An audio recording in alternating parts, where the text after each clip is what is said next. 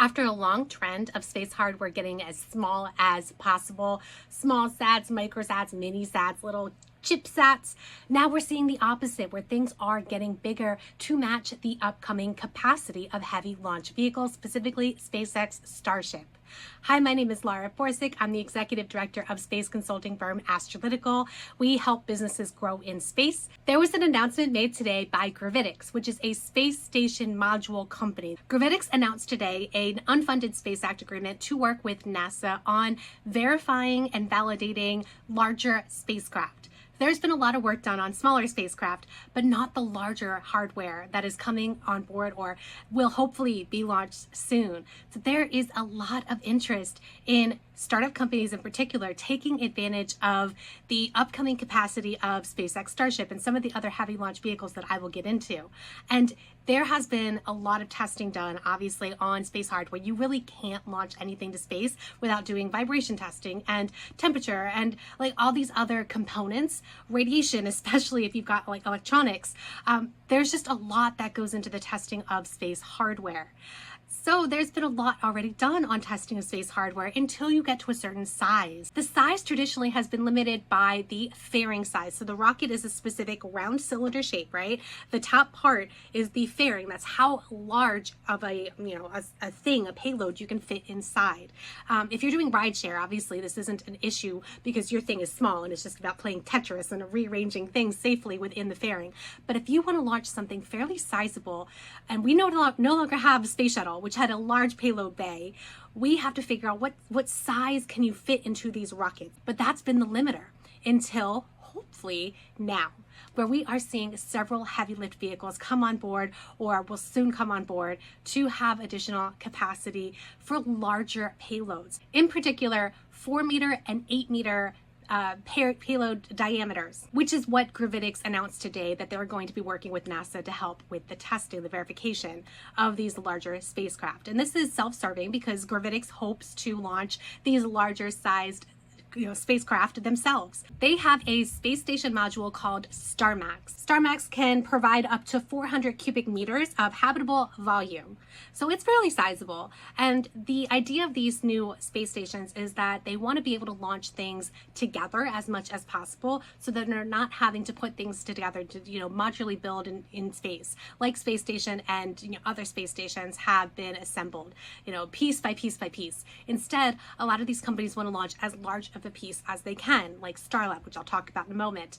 And Gravitics, they actually named StarMax because of the Starship, the SpaceX Starship capacity. So they want to maximize the capacity of StarMax. I don't know if that's on their website, but that's what the CEO told me when I asked him last year. Their website actually says that they will fit into a Blue Origin New Glenn, that they'll fit into a ULA Vulcan, and they'll fit into a Starlab. But the StarMax name, that's where that came from, was fitting into the Starship fairing size. And that is something that we are seeing with a lot of companies. Another good example is Astrolab Venturi. So Astrolab is building a rover called Flex, which is already booked on a Starship mission to deliver Flex to the surface of the moon. And one of the founders of Astrolab, I think it was the CEO, worked for SpaceX and knew the exact door size on Starship. And so he designed Flex rover to fit within that parameter. We also see that with K2 Space, where they've got a, what are they calling it? Giga class optimized for Starship. So Giga class satellite. They're building other satellites, but their Giga class is optimized for SpaceX Starship. VAST is another example. VAST and Starlab both. So VAST is building a space station module as well, and they also want to launch Haven with a Starlab in one piece, and same with NanoRex isn't the name anymore. It's going under Voyager. So it used to be NanoRex Voyager Starlab, but now the Voyager name has taken over and the NanoRex name has kind of dissipated. So not to confuse you, sorry. Voyager is the name of the company now. So now it's Voyager's Starlab. They also want to launch Starlab in one piece, and they already have booked a Starship launch for Starlab. Say that 10 times fast, for a future, unknown date. But they too want to launch their space station in one piece using the size of Starship. There's probably other examples out there. Comment below. So Starship gets all the attention because it's amazing and huge. But of course we have Vulcan, which launched in January. That's United Launch Alliance. We have New Glenn, which hopefully will be launching later this year. That's Blue Origin. And those are both heavy lift vehicles. We have the Space Launch System, SLS, which is a NASA vehicle built by Boeing. And it's primarily and probably only going to be used for government missions. They have lip service like that it could be used for commercial missions, but truly, no, it's really going to be just for government. Other government vehicles include the Long March 10, which is China's vehicle they're hoping to launch astronauts to the moon with the Long March 10 that's in development. Coming up really soon in July, I think July 9th, there is the first launch of the Ariane 6, which is a European vehicle, which is primarily going to be government. Not 100% certain how much commercial interest there is. It's not terribly competitive, but there could be commercial interest in Ariane 6. And there's the old trusty Proton M, which is Roscosmos, which of course the Western world is not using Russian vehicles at this time or in the foreseeable future, really. And there are differences here. So I'm actually referencing a graphic that was put together by Ken Kirkland. And so he put together this really great graphic. I will link to it in the description below. But I do want to talk about the differences in the fairing sizes of some of these vehicles. Not all of them, but just to give you an example, the fairing size of Starship, it's about 1,000 meters cubic meters. You've got, just comparison to Falcon Heavy. Falcon Heavy is 303 meters cubed, so roughly 300 meters cubed. So quite a big size difference between, the Falcon Heavy, which is the heavier version of Falcon. You've got Falcon 9, Falcon Heavy, and Starship. So Starship is significantly bigger. Just to compare that to SLS Block 1A, that's about 258 meters cubed. You've got the SLS Block 1B, which is just almost as big as a Starship. It's 988 meters cubed.